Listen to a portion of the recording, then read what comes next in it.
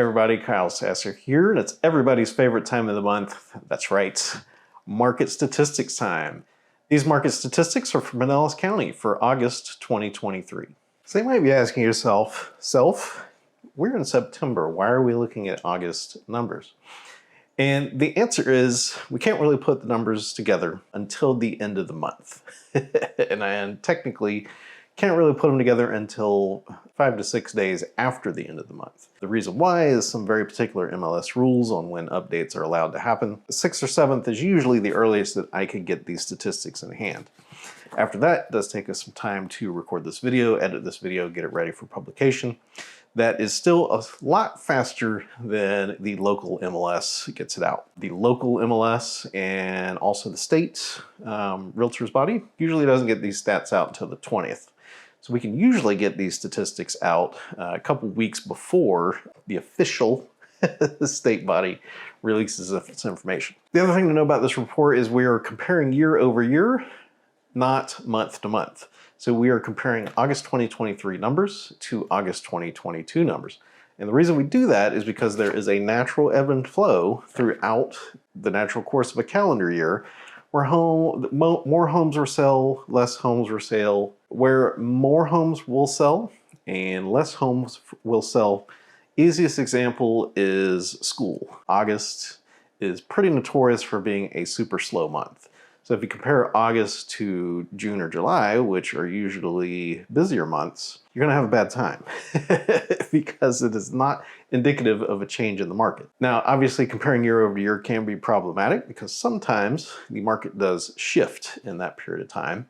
So that's why context and these more lengthy report explanation is important because we do look at those keys. The overall trend for the last few years has basically been that things went crazy with COVID. Number of homes has been shrinking and was accelerated by the pandemic. Currently, we are at the lowest home inventory numbers pretty much ever. We had a little bit of a dead period in July 2022 to March 2023. So basically the second half of last year up until the beginning of this year, the market, home prices dropped. We were able to negotiate huge price reductions and lots of everything. When I reach out and say, hey, now is a great time to buy, like, I don't say that just to say that. I say that because the circumstances in the market are such that it is an actual good time to, like, the circumstances has changed. You know, the people that were willing to go and look at homes during that point in time were able to capitalize on that. Since then, since about March, a number of buyers has come back to the market, and we have seen increasing home prices because of that. The overall reason why I will touch on in the analysis section after I go over the specific stats. There's a very clear reason why this is happening, why this has been happening, and why it's going to continue to be the case for the foreseeable future, meaning years, probably. It's not that that's bad news, it's just, it's information that you have to digest so that you can understand what is going on in the market, whether you're buying or selling. Like, it's never an overwhelmingly great time to sell. It's never an overwhelmingly great time to buy. It's always going to be differing shades. There's always going to be hurdles and roadblocks and problems. It's just a question of, you know, which particular roadblocks are you going to be facing whenever you decide to make the decision to, you know, purchase a home or sell a home. And before you go, you know, accusing me of being super duper salesy, just know that I bought a house, you know, at the peak of the market last year at market interest rates. So again, there's always hurdles when buying something. There's no getting around that. For example, if everyone says, oh man, I wish that I would have bought a house back in like 2008 or 2009. Well, the reason you didn't buy a house back then is because a lot of the country was out of a job. Everyone was extraordinarily worried about the economy, and banks were not lending mortgages. You had to have such ridiculous credit and collateral to get a loan that most people could not qualify for a loan. And the reason why is because the banks were hoarding that money to, make sure that they survived. So when I say that there's hurdles and obstacles no matter what, it is the absolute truth. Now, if you remember back to math class, we have median and we have average. So average, that's the one everybody knows. You take price of 5 houses, you add it up, you divide it by 5, that gives you the average sales price. Median is a little bit different. With median sales price, so let's say you have 200 homes for sale. The median sales price is the point at which you have 100 homes at a higher price and 100 homes at a lesser price.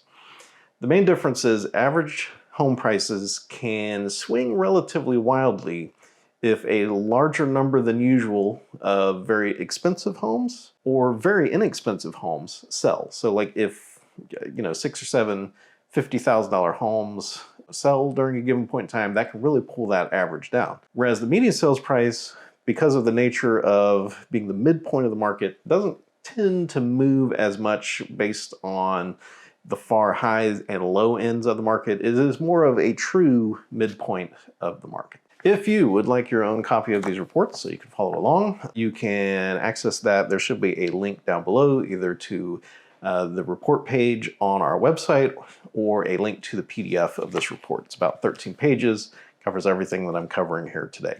So let's dive into these statistics. Total number of closed sales in Pinellas County was down 16.3% to 845 homes sold from 1,010. Sorry, I had to think about that a little bit, how to say that number. 1010, not a number you see every day. Total number of cash sales was down 15.4% to 285. Median sales price was up 10.1% to $479,000. One thing I do need to touch on with this is that is slightly deceptive, although if you've seen previous month's video, you kind of know where I'm going with this. So basically, July 2022 was the previous peak. Prices slid down to about $400,000 in that time period from June, July 2022 to January, February 2023. In that time, prices have recovered back up to $479,000, and we're actually breaking new median home price records currently. That is crazy. Average sales price is up 13.7% from $558,836 to $635,144. Total dollar volume, which I don't usually pay too much attention to, but it's down 4.9% to $537 million. Median percent of original asking price is down 0.2%, 96.8%. Interesting thing about that is for years, we have been at 100%, 101%, 103%.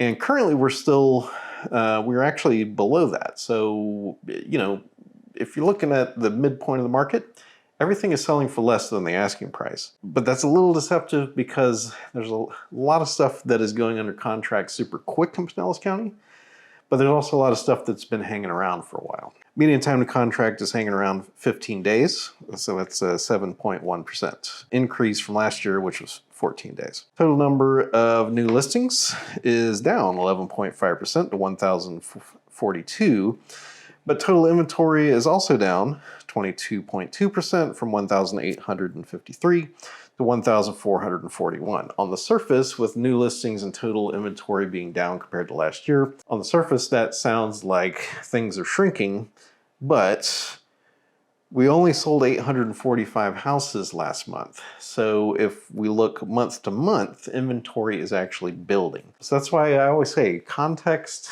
and looking at a few different things definitely matters. Month supply, I don't really even want to touch on that metric anymore because it's, I don't know why people like to talk about month supply. It's a bit arbitrary.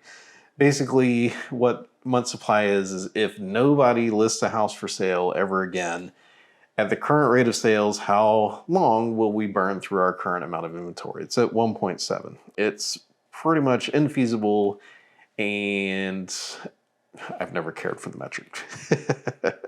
Total number of foreclosures and short sales, the doom and gloom section, everybody's favorite. There's a total of 4 foreclosures last month, which is an infinite increase because in 2022, or in August 2022, there was 0. So that is an infinite increase in the number of foreclosures. And if you're with a news organization, feel free to quote me on that because I know y'all like some clickbaity headlines. So I do kind of want to hit some of the month-to-month stuff. I don't normally do this, but in this case, I think it's good for context. So if we remember back to median sales price, the previous peak was in July 2022, which was at 430, 440. Basically, since then, the 6 months after that, the prices bounced around a little bit, but ended up in January at $400,000, which is bonkers. Lost $40,000 in median sales price in 6 months. And we have rebounded back to $479,000 this month. We're actually down compared to last month. Last month we were at $484,000. So we're actually down compared to that. But regardless to say, median sales price is up. Now, the other month-to-month I like to cover here is the total active inventory. Last year we were hanging around 1,800. We built all the way up to 2,100 homes for sale in November. We took a little bit of a chop down to 1,400 again in February, but we dropped down to like 1,248 in April, but we really built back to 1,400.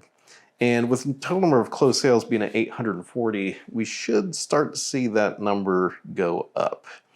It's not going to be enough to have an immediate impact on sales price. There's a lot of psychological reasons with sellers for that. Now, I do like to touch on some stats for the various different price points because the truth is $1 million home sells in a little bit different time frame than a $400,000 home. Truthfully, having sold both, so far as like what buyers are looking for, the marketing that's done, what the contract looks like, negotiations, all of that is pretty much the same. The main difference is the buyer pool is different. There's just fewer people in that $1 million price point compared to people looking to buy $400,000 houses. So some bad news though, if you are looking for a home in Pinellas County under $200,000, there just is not many. So this is total closed sales. So this is completed sales in the entire county from Tarpon Springs all the way down to Pinellas Point. Under $150,000, there was a total of 4, and all of those were in the 100 to 150 range. 150 to 200,000, there was a total of 6, which is a reduction of 78.6%. 200 to 250,000 is down 26.5%. Total of 25. 250 to 300,000 was down 32.4%. Total of 48. 300 to 400,000 was down 27.7, total of 204. 400 to 600,000 was down 14.5 to a total of 282. 600 to $1 million is down 7% to 173, and the only one that actually has more houses for sale is that $1 million or more metric. It's up 39.2%, total of 103. Thing with all of these is to know that, especially that $1 million number, compared to 3, 4, 5 years ago, homes have slid up into new price brackets. So you can't really compare that. Prices have been relatively sort of steady the last year. I mean, comparatively, but you can't really compare this to, say, 4 years ago. It's a completely different world now. Median time to contract is basically super short for anything under 400,000. So we're back to crazy town. And this is why it's important to look at different price points and not just the overall, what's true for all single family homes in the county. And even if you get more specific, even different neighborhoods, different streets are going to have different metrics. But at some point, things become so detailed that they don't really become useful. Price points are, basically a really good metric where you really start to see like actionable information. So median time to contract, 100 to 150,000 was 4 days. 150,000 to 200,000 was down 16.7% to 5. 200 to $250,000 is at 9 days. 250 to 300,000 is at 9 days. 300 to 400,000 is at 9 days. That is super duper quick. The fastest we ever got was in, I think it was March 2022-ish, somewhere around there, Basically, we were like 5, 6, 7 days was the median time to contract. So we're not quite there, but it is a lot quicker than it used to be. We had ticked all the way up to, 25, 30-ish days, which is nowhere close to a buyer's market, just to be clear. Nowhere close to a buyer's market. With those numbers, that is one thing that has changed dramatically in the last few months, is that time to contract has really shrunk. 400 to 600,000 has gone up 23.1% to 16 days. 600,000 to a million is up 33.3% to 16 days. That's still a little calmed down. And 1 million or more is up 54.5% to a total of 34. Total number of new listings. As you can imagine, these are pretty much down across the board, with the exception of 600 to a million, which is up 9.6% to 239, and 1 million or more, which is holding, well, not holding, is up 20.2% to 137. Again, that's stuff just sliding up into higher price ranges. Everything else is down dramatically though. 200 to 250,000 is down 44.7% to 26. 250 to 300,000 is down 38.8% to 49. 300 to 400,000 is down 27.5% to 214. So some of that is the number of new listings being down. Some more of that is prices just climbing and homes moving up into kind of the next category there. Total inventory by current price down across most of the board except for those two highest categories. 100,000 to 150,000 there was a total of 2, which is a half of what it was last year. 150 to 200,000 is down 9.1% to 10. 200 to 250,000 is down 71.4% to 12. 250 to 300,000 is down 57.7% to 44. 300 to 400,000 is down 49.7% to 200. 400 to 600,000 is down 23% to 431. And 600,000, that's where we hit that switch. 600 to a million is up 2.5%, which, that's holding steady. 373 homes and a million or more, 369, which is a 0.0% change. Whenever I get like odd numbers like that, like 0.0% or like crazy high numbers, I do double check them just to make sure that we're pulling our numbers correctly. So that is the statistics for Pinellas County for August 2023. So that's great, Kyle, you say. Those numbers are absolutely terrifying. How is median sales price going up when we're still building inventory? Shouldn't more supply mean lower home prices? Generally speaking, yes. Problem is real estate is very inelastic. Kind of going to pull back to a bird's eye view here of the situation. You've probably read stories about, private companies buying up a ton of new homes to rent them out. Probably also have read stories about Airbnbs, people buying all the single family homes up to set them up as Airbnbs. Those are aggravating factors. Those are not root causes. The root cause is after 2007. And I'll put a little chart up here so you can see. What happened is after the 2007, 2008 crash, builders got absolutely wrecked. So basically the number of new homes that were getting started dropped by 80%. They were, you'll see it in this chart here. So there is a precipitous drop after 2008, which you would expect. The thing of note is that look at how slow that recovery line is.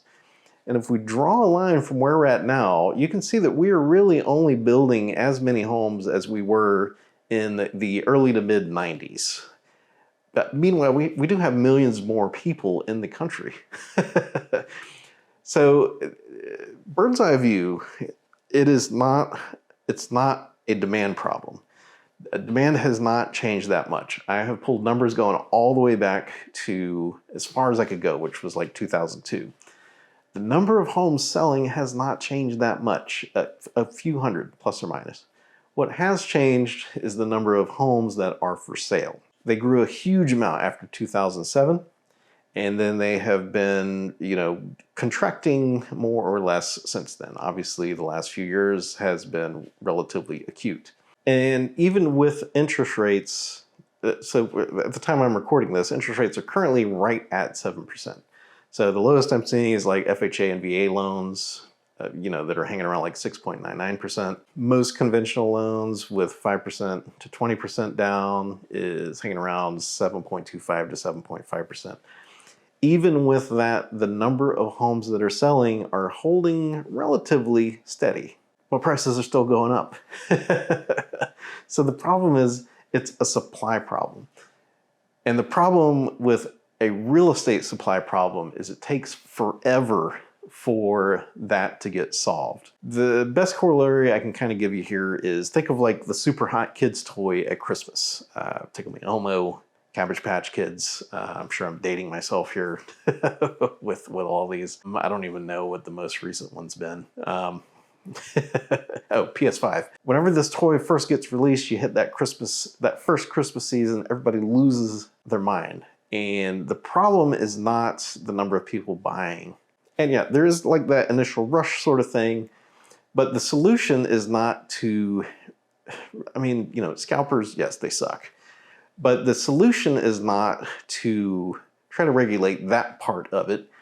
The solution comes when the factory starts cranking out a lot more of whatever it is. Like, that is what solves a supply problem.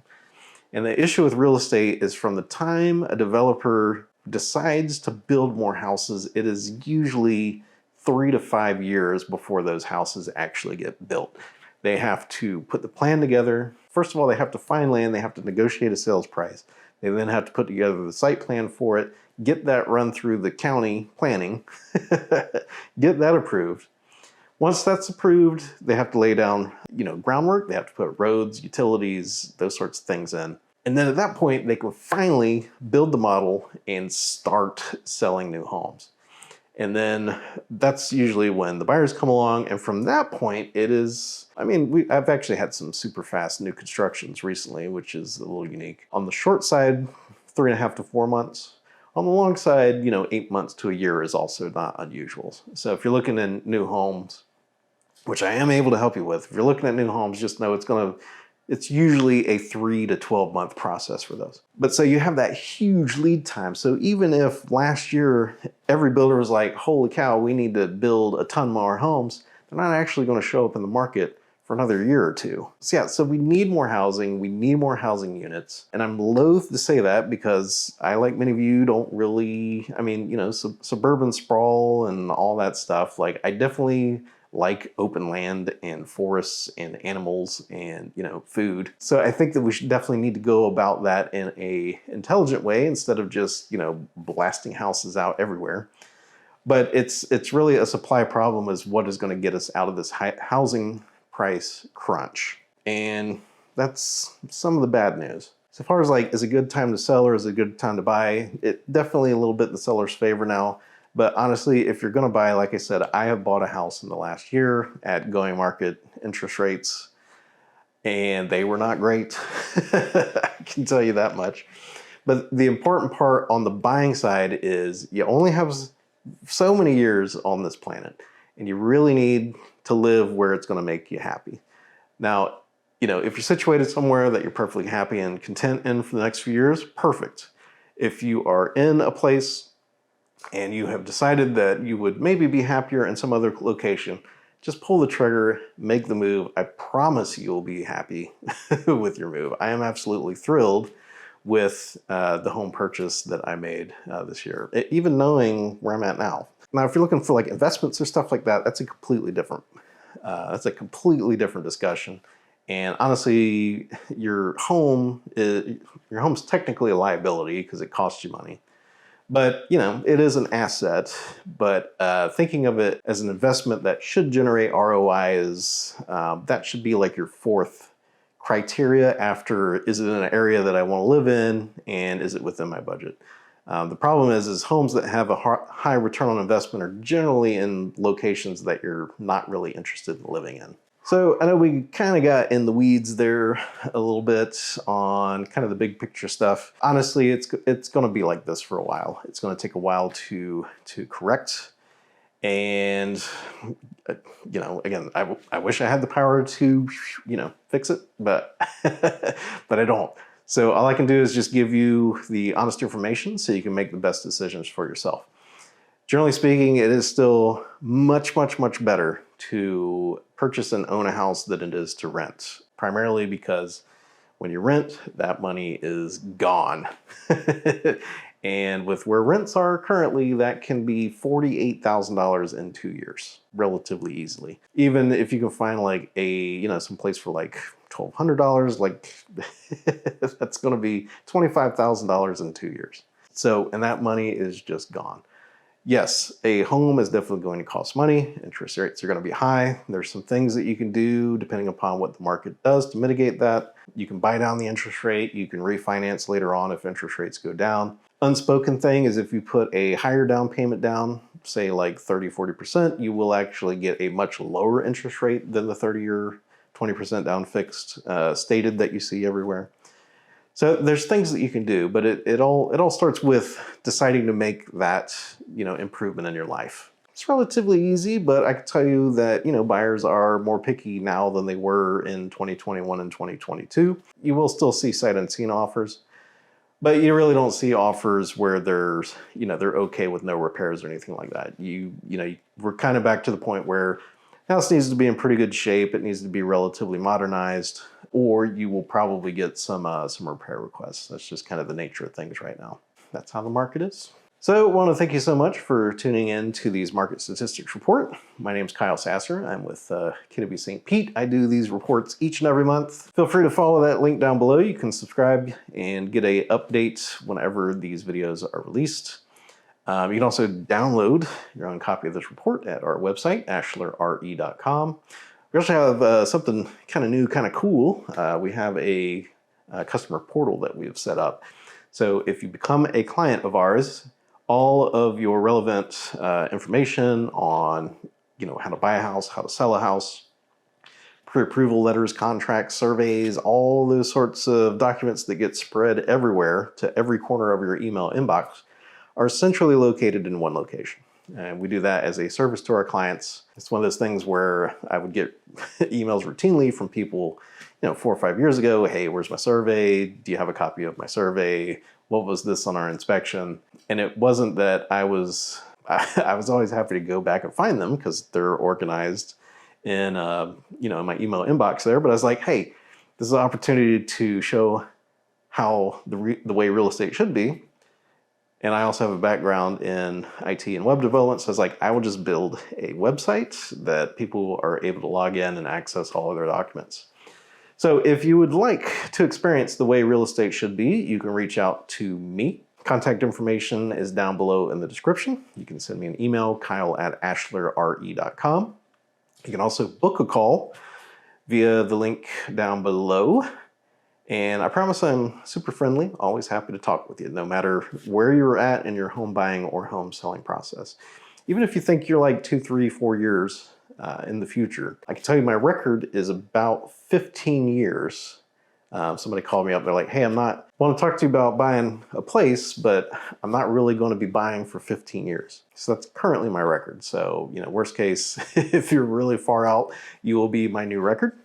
But most people are usually, 6 months to a year or something like that. That is perfectly acceptable to reach out and have a conversation. My name is Kyle Sasser. Thank you so much for watching, and I'll talk to you soon.